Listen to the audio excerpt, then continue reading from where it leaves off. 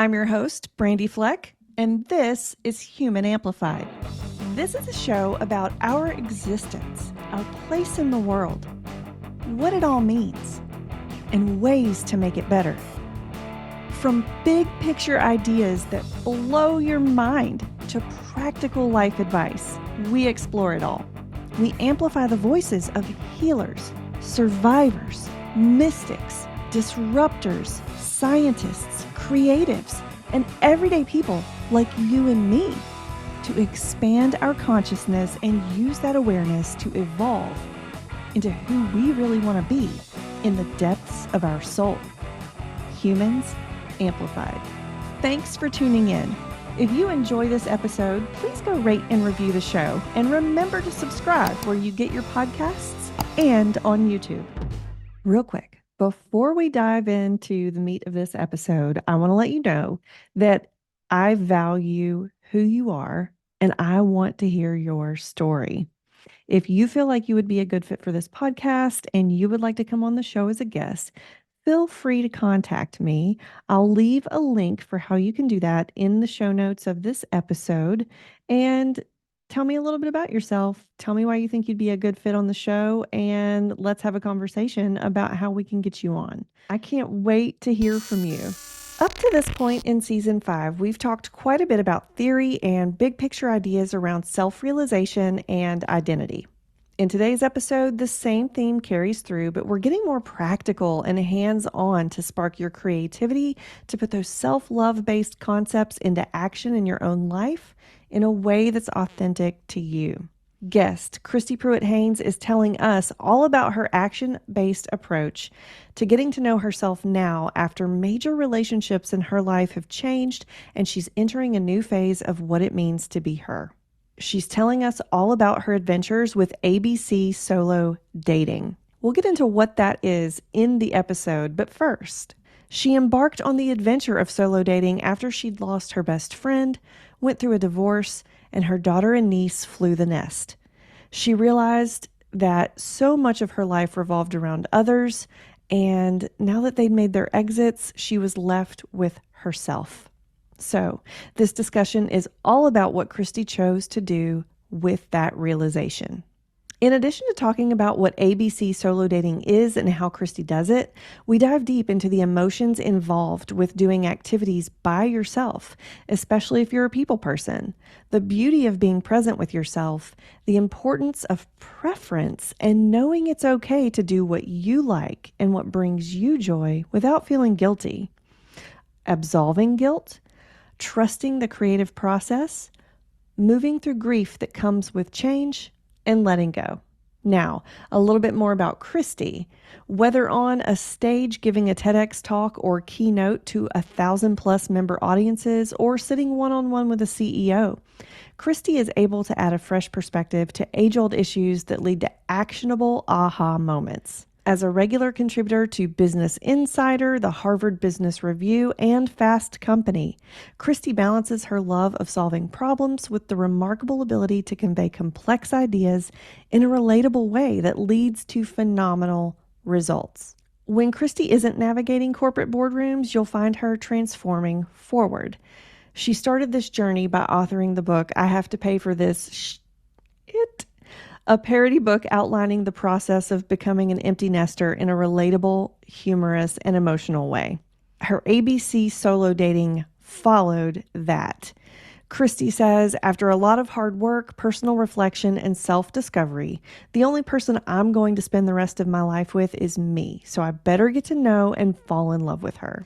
That's her focus now, and she's sharing part of that story with us today. And at the end of the day, we have to be able to be alone with ourselves. I know it took me a long time to love myself enough to be able to do that. It can be a fun yet difficult task. So as you listen, I encourage you to think about what might work for you to grow your relationship with yourself.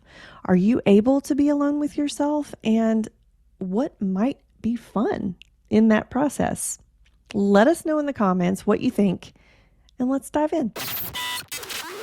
For the links mentioned throughout this episode, visit the show notes at humanamplified.com/episodes/111. All right, Christy, I ask everyone who comes on the show, what does being human mean to you? It's such an interesting question and one that I don't know that I've thought about extensively before. But I think for me, being human is all about the connections that we make. I think for me, the difference in or the importance really of being human is about the other humans that you connect to, the relationships that you have, the way you learn about both yourselves and others when you engage with other people. When I think about the thing that is probably most important to me in life, it is those relationships. So for me, a lot of being human comes down to how I'm able to engage with others, who I get to engage with, and the quality of those connections. Ooh, I love that. And it totally makes sense based on what we're going to talk about today. So that's exciting. I'm excited to see how it all connects together. All right, everybody. Today we are welcoming Christy Pruitt-Haynes to Human Amplified. Christy, welcome to the show. And I'm so excited to have you here, honestly. Like, it's awesome to finally get to do this with you. Thank you. I know we've talked about it before, so I'm glad the timing finally aligned perfectly. So I'm thrilled to be here. Yeah. Well, so before we jump in, can you just tell our listeners a little bit about who you are and what you do? Absolutely. So, again, my name's Christy. I'm a native Nashvilleian, which I feel like there aren't many of us anymore. The way I like to describe myself, first, I'm a mom and an aunt. That's the part of my life that will always mean the most to me. But then professionally, I am a consultant and speaker. So I work with companies all over the world on their HR practices, diversity, strategy, things of that nature. And then the thing that I love professionally most is speaking. So put me in front of an audience and I am in my happy place. So I speak on a number of topics, including talent and development, diversity, strategy, parenting, and most recently, a lot about transforming your life, what that looks like, why we all need to do it at different times, and some ways to do it that feel really authentic to you. I love that. And you're actually sort of transforming your life right now. Is that true?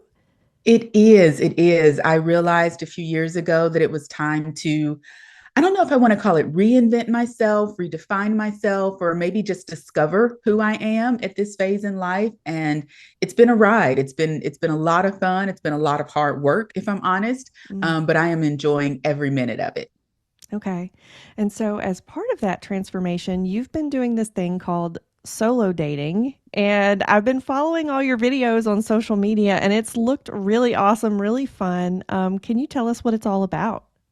Absolutely. So I am a huge extrovert, like a huge extrovert. I'm one of those people that honestly, I'd probably go to the bathroom with the door open if it were socially acceptable, just so I could still talk to people. So I realized that everything I did in life was connected to someone else.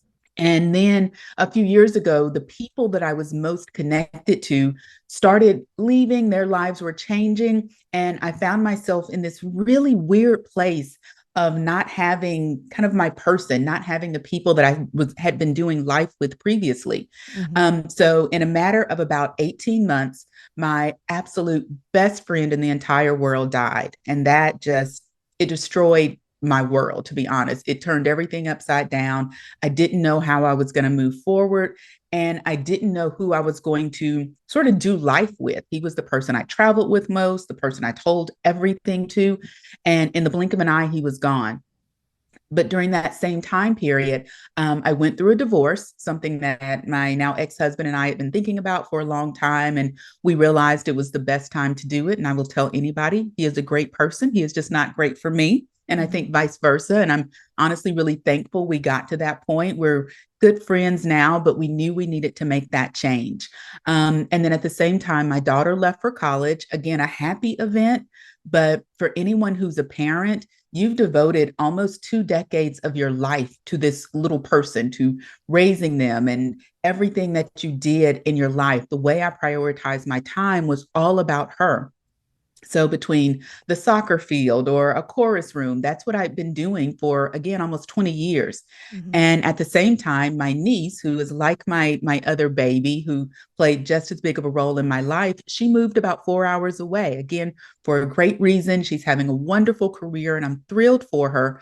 but all of the people that I was most connected to in different ways and for different reasons were gone. So I kind of looked around one day and realized I have to figure out what it is I want to do with this next phase of my life. So, to be honest, my solo dating came out of a bit of necessity. I didn't have some of the people that I'd done things with. And I still have wonderful friends here. I still have phenomenal people in my life that I do a lot of things with. But I really saw this as an opportunity to discover who I was when I was sitting by myself quietly. And I realized the last time I was really sort of doing life on my own was 2 decades ago. And the things that I enjoyed doing in my 20s, I didn't necessarily want to relive in my late 40s. So I started solo dating, meaning I was going to do different activities by myself to show up places, all different things, new things that I had never done before.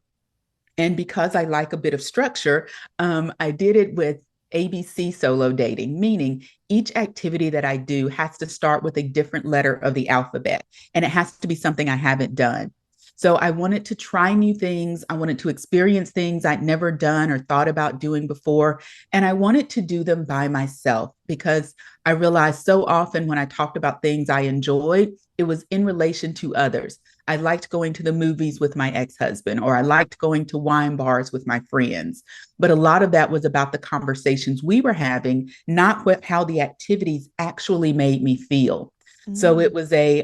it was a quest to again kind of discover who I am outside of the relationships that matter most. And it was, I would love to say it's been easy. It hasn't always, but it has 100% been worth it. And I'm so looking forward to getting through the rest of the alphabet. What letter are you on right now?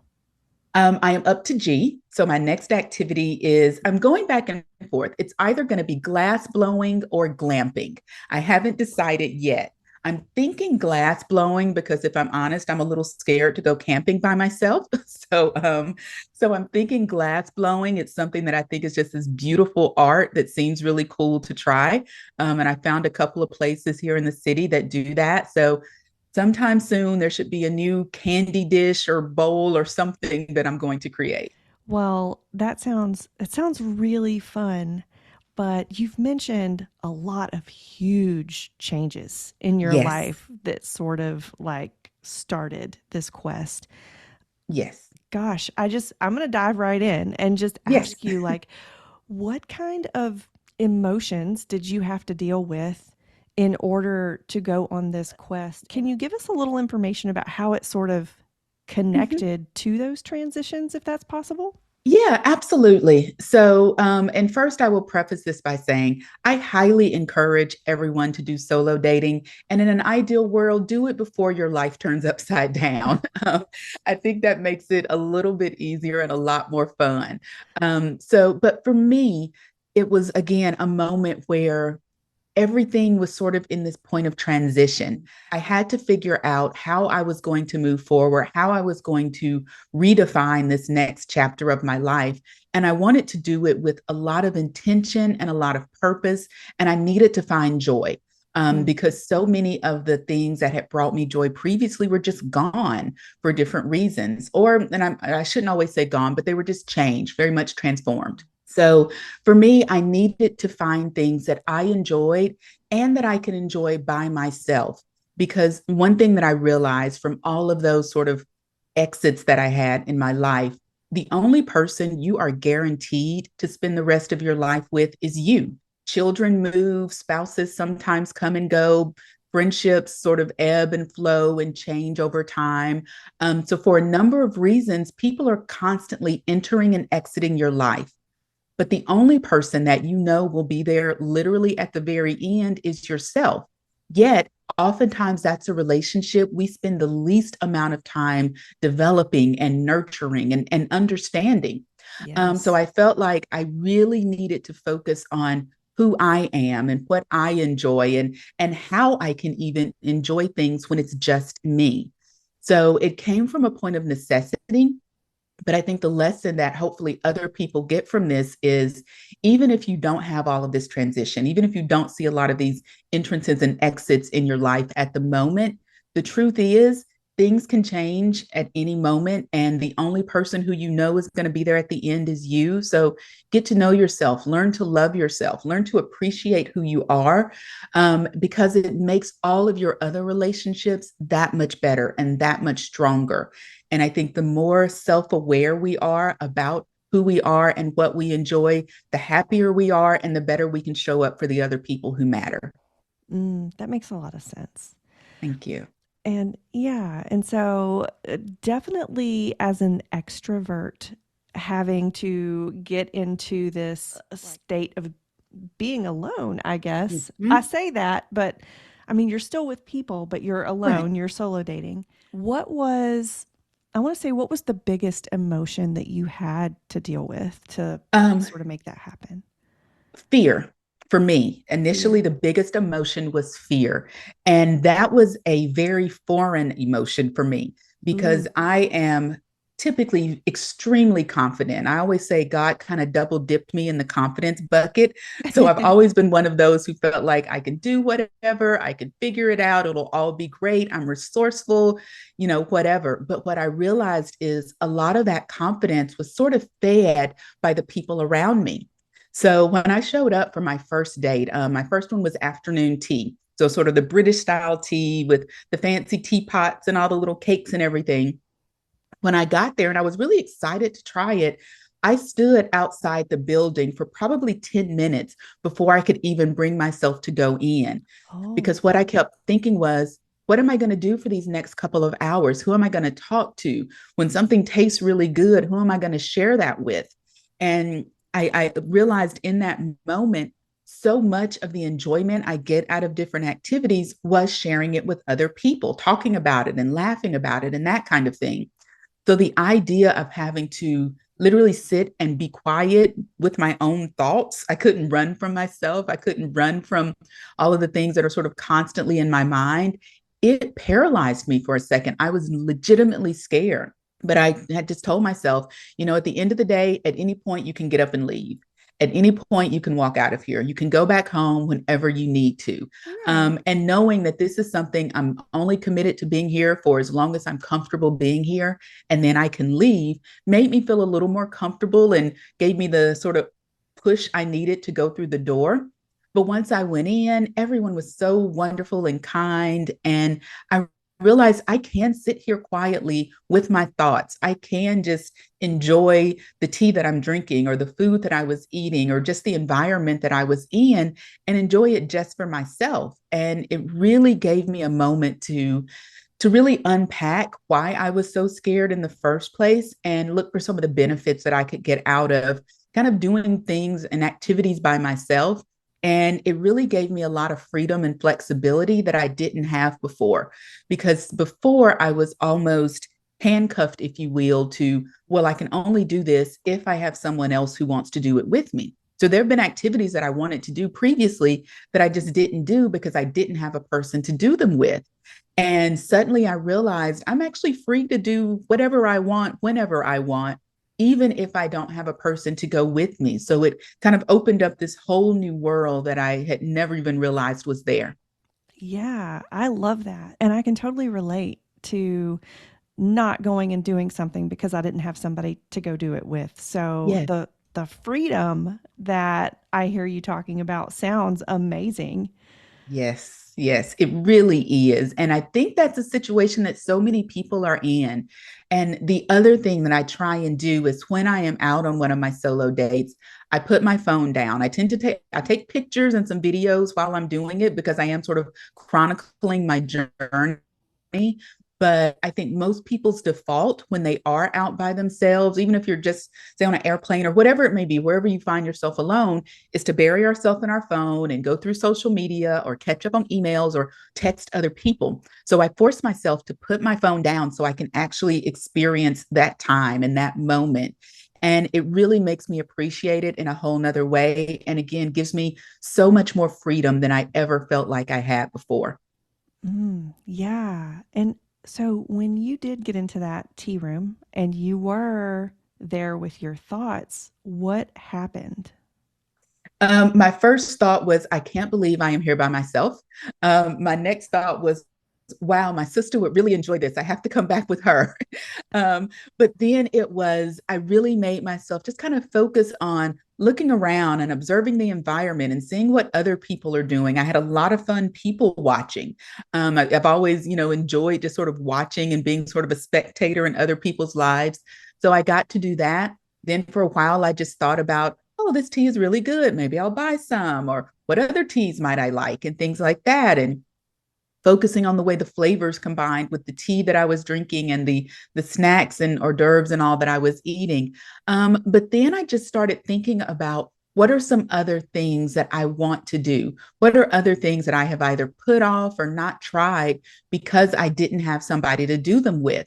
So it gave me a chance to really get excited about this whole process, because I think once I'd been there, probably for about 30 or 45 minutes and kind of relaxed a little bit, I realized I'm okay. I can do this. I can sit somewhere quietly by myself and I'm not going to fall apart. And nobody is looking at me like I'm crazy or anything like that. So, really kind of relaxing into the experience was so priceless. And it really helped to get me excited about other things I wanted to do.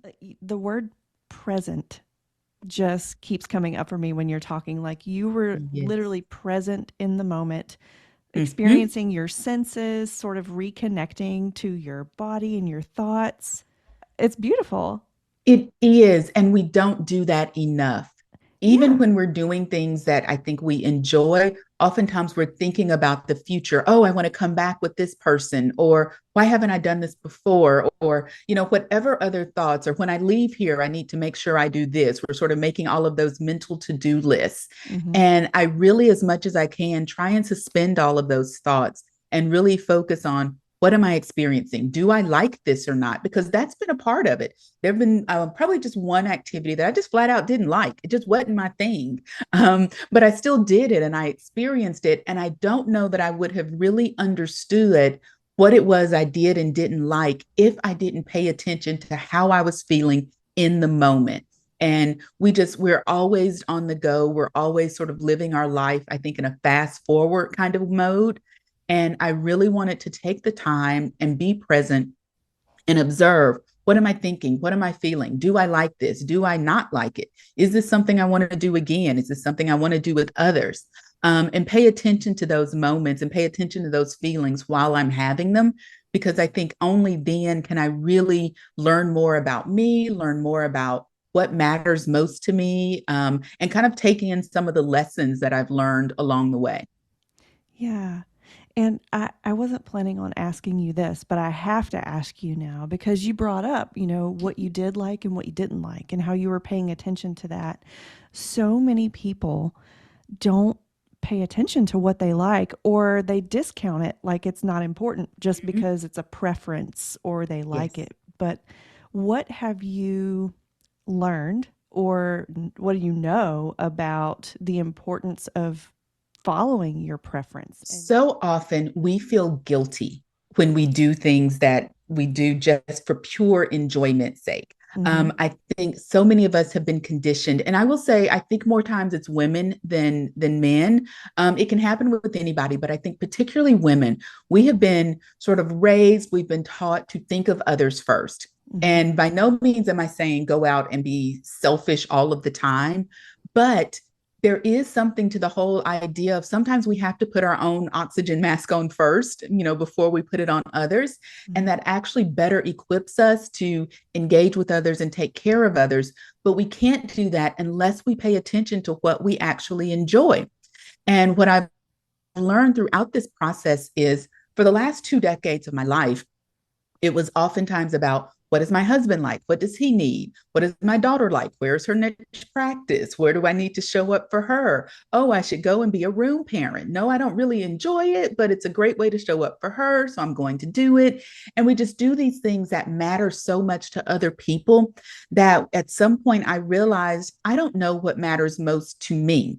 Mm-hmm. So I've really taken the time to focus on that and pay attention to that, and to absolve myself of any level of guilt for doing things that I enjoy solely for the point of enjoyment.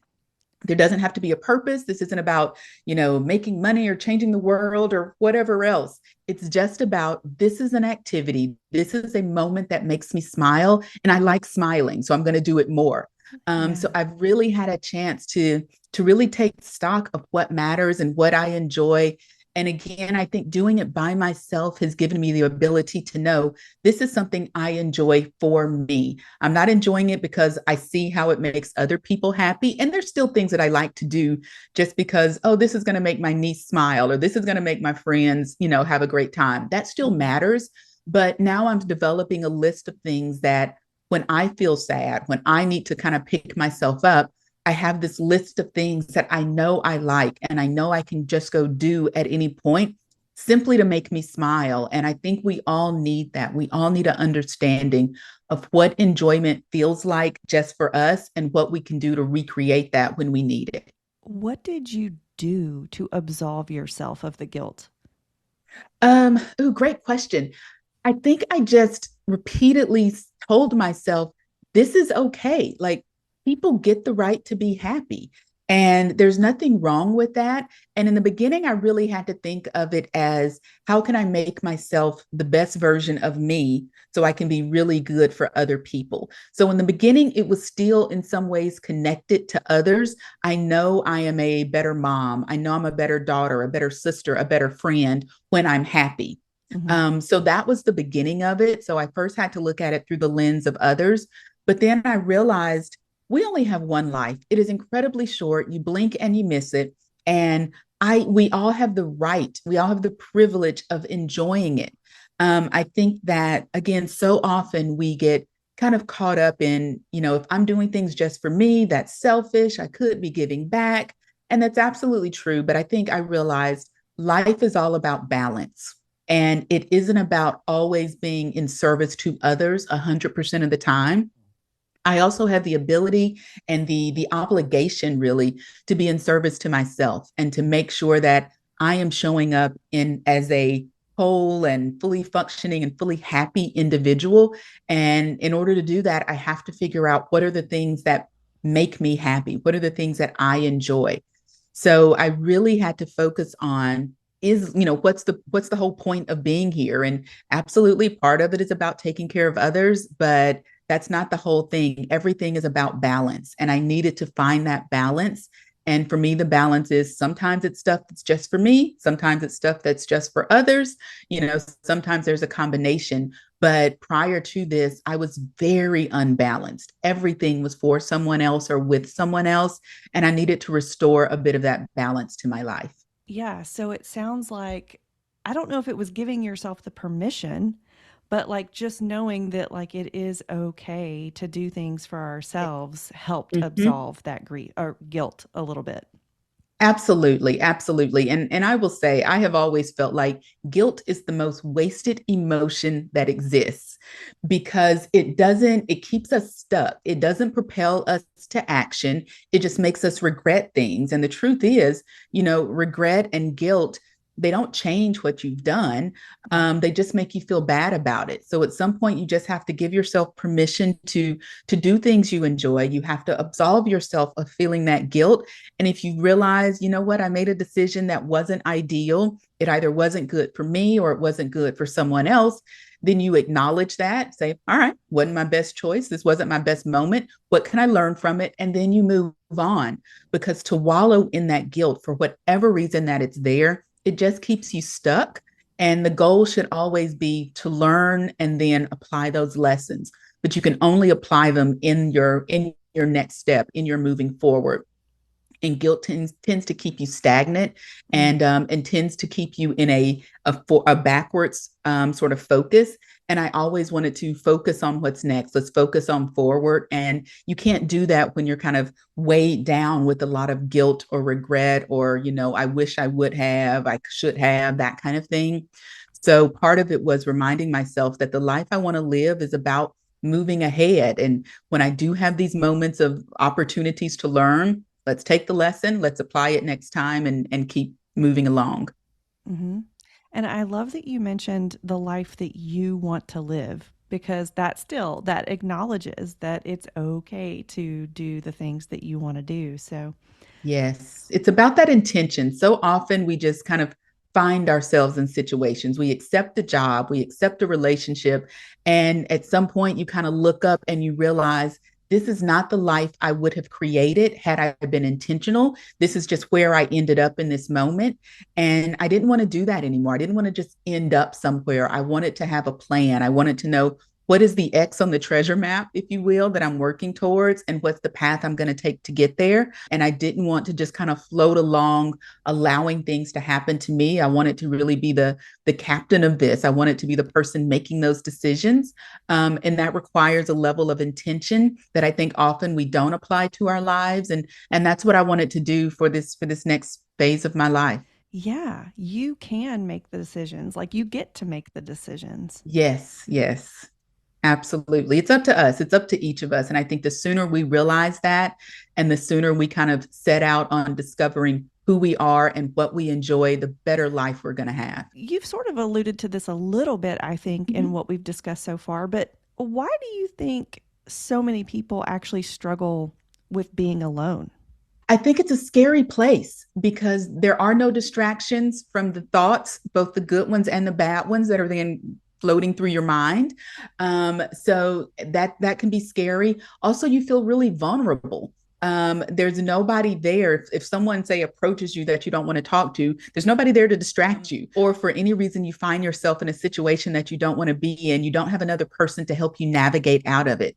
So there's this sense of vulnerability. I think oftentimes when we see people who are just out by themselves, society has almost conditioned us to pity them. Like, oh, this poor person, they don't have friends. It sort of takes us back to, I think, the moment in the cafeteria when we were kids and you saw somebody eating alone. Your first thought was, oh, I feel so bad for them. And, this is such a sad moment. And it might be, but also it could be a choice.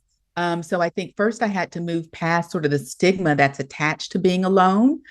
So I think a lot of people have that. It's just sort of programmed in us. Being alone means there's something wrong with you. It means nobody else found you worthy of Mm. their company. But that's not the only way to spin it. Being alone can truly just be a choice. It can be a moment to sit with your thoughts. It can be a moment to reflect on what you want to do next. So I think a lot of people are kind of scared of the quiet. They're scared of that vulnerability. And we have to kind of take a moment and look at what are the positives that can come out of this? What can I do when I'm by myself that I can't do when I'm a group? For me, one of the things is when I'm alone, I can be incredibly nimble. If I want to suddenly leave a situation, I can just get up and go. I don't Hmm. have to check with everyone else. I don't have to wait for someone else to finish their meal or to decide they're ready. I can just make that decision and then I can action it. The more people that you're around, the more schedules you have to sort of check and align with. And that can get cumbersome. So it gives me the ability to really be flexible. And even when I go into one of my solo dates with a plan, I can say, get halfway through, I'm like, you know what? I want to do something a little different. I hadn't planned on adding this tour on to part of it, but now I want to do that. And when I'm by myself, I can easily make those adjustments in the moment. So, for me, and I think for a lot of people, you have to look for what's the silver lining in this? What are the upsides that I can get when I'm by myself that I can't necessarily get with a group, and then lean into those positives. To sort of help overcome like the vulnerability and the fear and Exactly. all of those things. Yes, absolutely. Well, and I know that you're not even halfway through the alphabet yet, but Yeah. what has this done for your sense of self concept and identity? Even though, I mean, I can't wait to see what the whole journey will have done for it. But for now, Yes, and I'm with you. I can't wait to see when I get to Z and I kind of look back on the full year. I'm so excited about that. But even up until this point, it's actually added to my confidence. And I said earlier, no, I've always been a pretty confident person, but there's a difference in being confident when other people are telling you you're doing great versus being confident when you can just stand on your own. It gives you the ability to know that you can face and navigate the world no matter what comes your way, and that is a peace of mind that is priceless.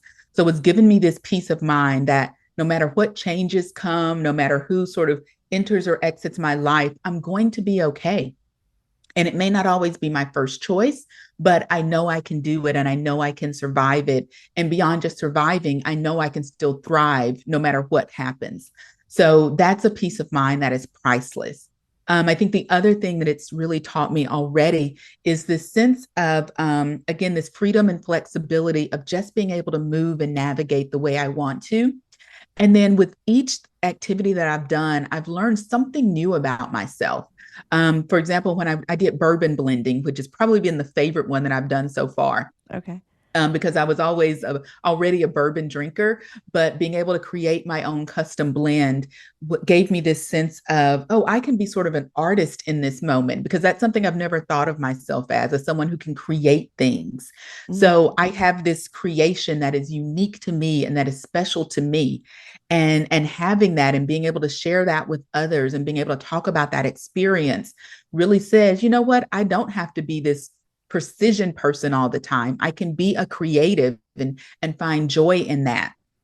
And then when I did my flower arranging, which, if I'm honest, is the activity I enjoyed the least so I was going far. to ask, yeah. Yes, that was not my thing. I don't know that I'll ever do it again.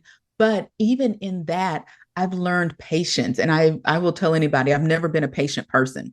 And part of why I didn't like the flower arranging was as I was going through it, and I kept looking at it, I was like, this arrangement looks droopy and it looks sad. I don't want to take sad flowers home. But then later that night, once I did get home and they'd been in the water for a while, they started perking up and they were beautiful and their colors seemed more vibrant. So it was sort of this analogy of life that, sometimes you're not going to look your best. Everything isn't going to come together and, at the exact moment that you wish it would, but give it a bit of time and give it a bit of space and energy, and things will perk up and things will turn around. So it was this analogy on patience that I don't know that I would have gotten from other activities. But, literally when I'm in the middle of flower arranging, I'm texting people is like, oh, this was not for me. Why did I do this? You should have talked me out of this kind of thing. Yeah. But by the time I got home and looked at them again this evening, I was like, oh, I did create something beautiful and I can still enjoy this. And it was okay. I just have to remind myself to stick to the process and keep moving ahead. And I think so often in life, that's a lesson we need. And I got it from arranging flowers. So the most random kind of activity. So I've really enjoyed kind of the takeaways from each activity and each date that I've done. And like you said, I'm only up to G. So who knows what I'm going to learn by the time I wrap the alphabet up. Yeah. And it's funny that you brought up being a creator and getting to create with that bourbon blending, because the Mhm. entire time you've been talking about this, I've been thinking about how you're literally creating experiences. You're creating, Yeah. like, this whole process is creative, I feel like. It is. And even in coming up with the activities that I want to do, in the beginning, that was a bit of a struggle because I really wanted each letter to be something I've never done before. And I feel like I've lived a pretty full life.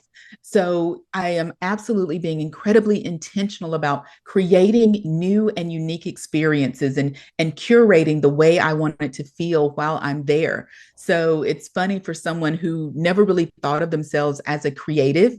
Mhm. I've never really thought of myself as someone who creates things, but now I'm doing that, but I'm doing it very intentionally. And I know I'm going to be doing it for the rest of the year. And as I go through it, I'm learning something with each and every letter. And it's also interesting that you brought up structure in the beginning, and that's why you chose like the ABC. And Yes. yeah, and I do feel like that's a valid point, that when you are creating, structure can give you sort of like the boundaries to create within, so that you don't get Yes. paralyzed and you're not like, oh, well, I could do this or that. How do I choose? Mhm. And you've got this sort of guideline for yourself. And that's what I needed. Sometimes we need some guardrails to get us started. Because if not, I think if someone were to say to you, okay, what do you want to do tomorrow? When literally there are no boundaries, like if time and money weren't an option, what would you want to do? And Mm-hmm. for a lot of people, myself included, that almost becomes this paralyzing thought because the more options you have, the harder it is to pick one.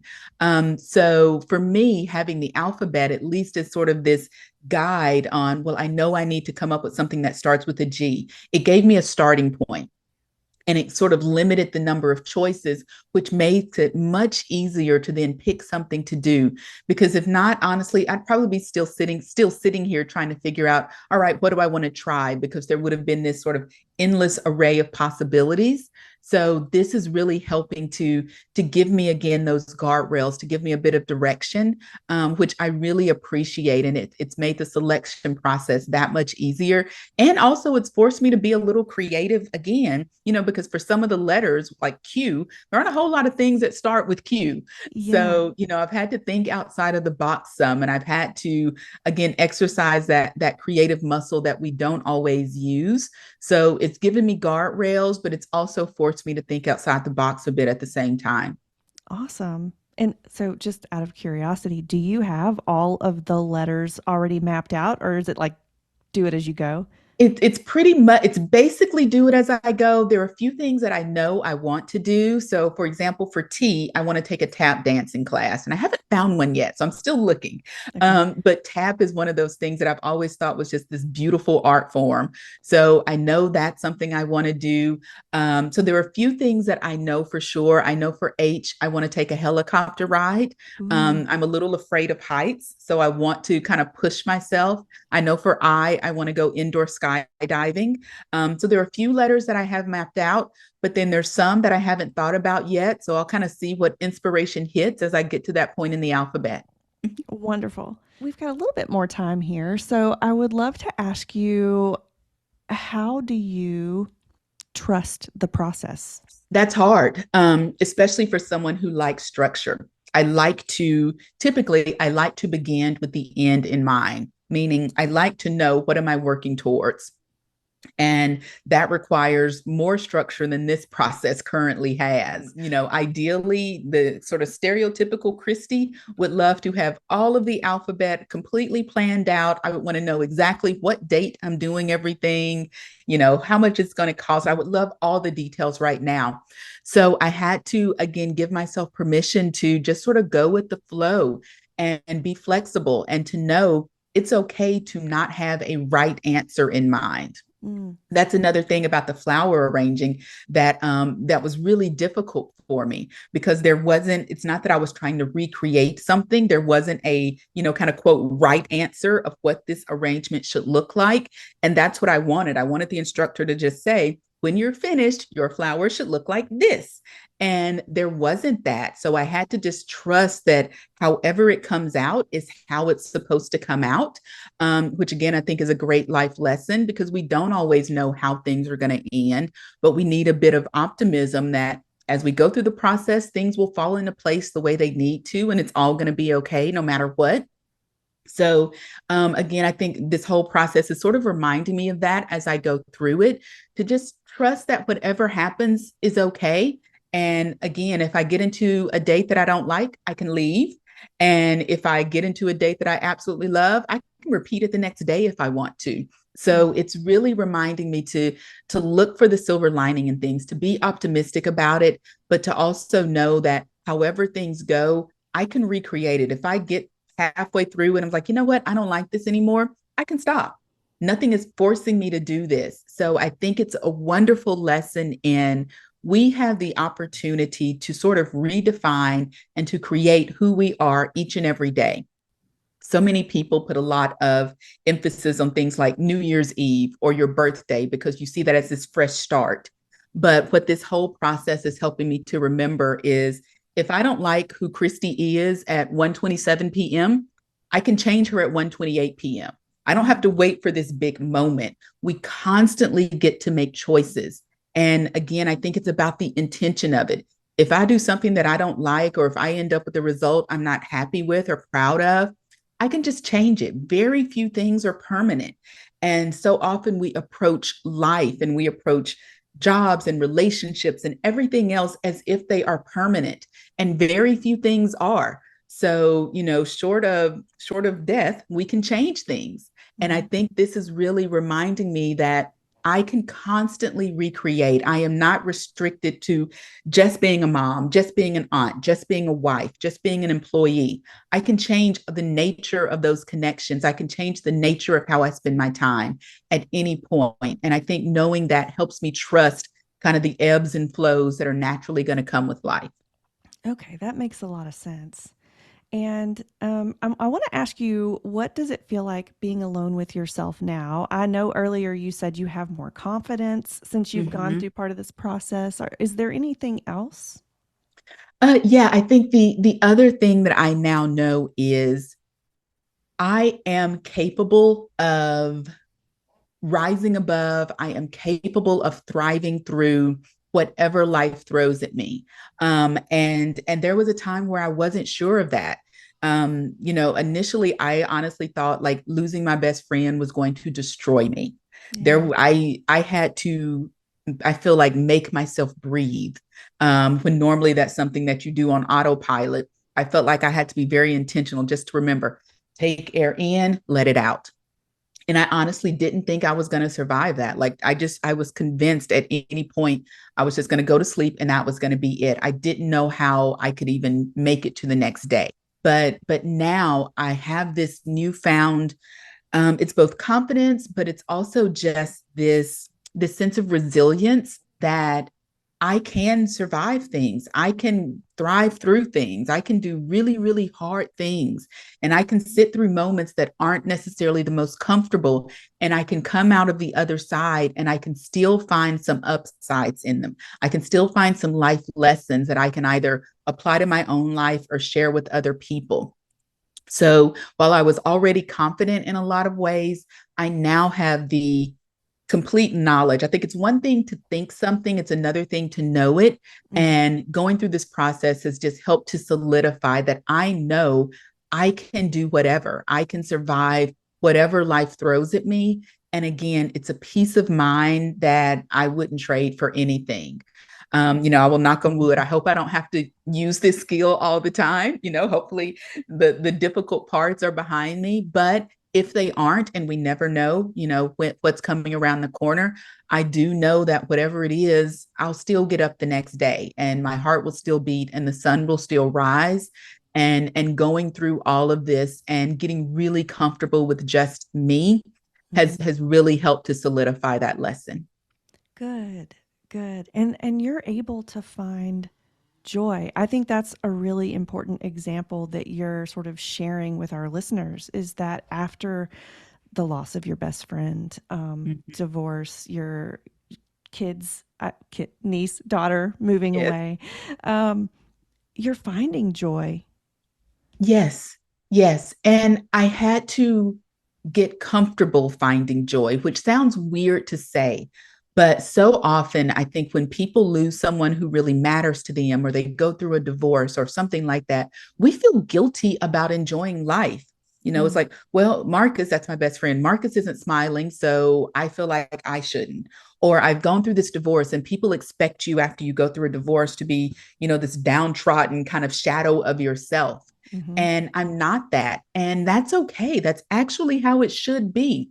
We don't have to stay stuck in our sadness and we don't have to stay stuck in this sense of grief. And it is still very much there. I am one, I will say grief does not go away. It just sort of gets smaller. You learn to live with a hole in your heart and you learn to reinvent who you are around that. But I had to give myself permission to laugh, especially after losing my friend. It was, if I went and did something that typically we would have done together, it just felt almost like this betrayal. Like, how dare I enjoy this when he can't? mm-hmm, And I had to move past that. And, going through even solo dating has helped me do that a lot. It's helped me find pleasure in things that I would have normally found pleasure in with other people. So it's reminded me that it's okay to smile. It is okay to find joy. It's okay to be happy. That's how life is supposed to be. We shouldn't get stuck in any one moment or any one emotion. No one event in our life should define the rest of our lives. All of us are a collection of ands. mm-hmm. So, yes, this happened to me. Yes, I got divorced. Yes, my daughter and my niece moved. Yes, my best friend passed away. And I am still here and I am still allowed to smile and I am still thriving and existing and growing and developing. So, all of this has really taught me to kind of embrace the and when I think often we look at ourselves as or. I am either happy or sad. And you can be both. And there are Yes. days when I am both. I am still sad that Marcus isn't doing this stuff with me, but I can still find joy in those moments. So it's really helped remind me embrace the and instead of leaning into the or. Gotcha. And how do you let go? I don't think you do. What I often say is, and that I think this lesson I really got from my daughter moving away and going to college. You never let go, you just change your grip. So I'm not holding on to her in the same way, but she is still very much a part of every day of my life. But I'm no longer the first person she sees when she wakes up. I'm no longer the last conversation she has at night, but I'm still very much a part of her life. So I don't think you let go, you just change your grip. And the same is true for grief. I will never let go of the fact that Marcus isn't with me every day. I will never let go of the fact that he is not doing life with me, but I've changed my grip on that grief. It no longer consumes my day. There are still moments where it pops up in a really big way. And I acknowledge that and I take a moment. And if I need to get in the bed and cry for a little bit, that's what I do. But then I move on. So I don't have to stay stuck in that. So I don't know that we really let go.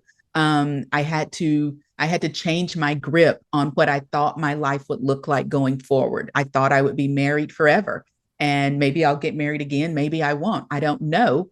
But I had to change the grip on what I thought my future looked like. And it doesn't mean I let go of what I hope for. It just means that I don't feel like I'm a prisoner to it. I don't feel so bound to it that if that doesn't happen, that means my life is unsuccessful. So it's about still having a goal, still having a dream and a vision, but not holding on to it so tightly that anything other than that feels like failure. So for me, I don't think I don't think of it as letting things go. I change my grip with it. That makes a lot of sense. I think that's really a really good lesson there. And Christy, I appreciate everything you've shared today. I feel like it's really Yeah. special and important. And I just want to ask you before we close up, is there anything that I haven't asked you that you think is important to share? Oh, always a great question. I love a good closing question. I think we've talked about a lot. We've touched on a lot. I think the only other thing I would love for people to really keep in mind is you are the author of your life. I think so often, especially as kids, we are brought up to, I need to live up to the expectation of my parents, and I need to live up to the expectations of my teachers. I need to live up to the expectations of my spouse or my friends or whomever else or my employer. All of those are important, but we don't often prioritize living up to our own expectation and really embracing the idea that we get to create this life that we're living. We are the author of our life. So while what other people want you to do is important, that should not be your final decision maker. It really is about creating who you are, creating the connections and the moments that really matter, and allowing that to lead you as opposed to using, well, my mom wants me to do this, and my husband wants me to do that, and my daughter wants me to do that. And we very rarely ask ourselves, what is it that we want? And I think when we do, and when we allow that to kind of lead us, again, it gives us the ability to be this whole, fully functioning, authentic version of ourselves. And it's in that moment that we can really show up for the other people who matter because we're not spending time masking what we want and covering up who we are.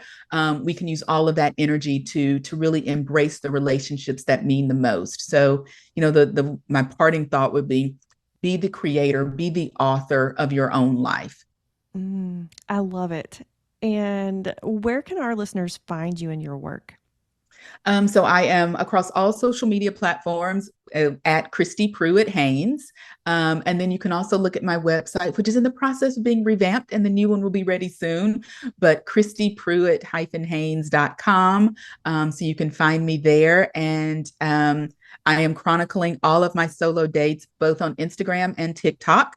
So you can see all of the videos. You can see other interviews that I've had about it, and hopefully other people will join along with it. I'm also in the process of creating a solo dating journal so other people can do this and kind of chronicle what they learn and how they feel and how they selected what activities to do. So I hope to have that finished. My sister and I are actually creating it together. So we hope to have that finished in the next couple of weeks. Awesome. So whenever that is done, Brandy, I will absolutely let you know how folks can get a hold of that. Okay. But I think this is an important thing for people to think about and to try. And like I said, ideally, do it before your life turns upside down. Do it before you experience a lot of loss. The sooner you are able to really discover who you are and embrace all of those aspects of yourself, I think the better your life will be. Wonderful. So, guys, all of that will be in the show notes for you to go check out. And Christy, just thank you so much for coming on the show today. Yes, absolutely. Thank you so much for having me. It's been a great conversation. Thanks for tuning in. Check out more of our episodes here and at humanamplified.com. Remember to subscribe.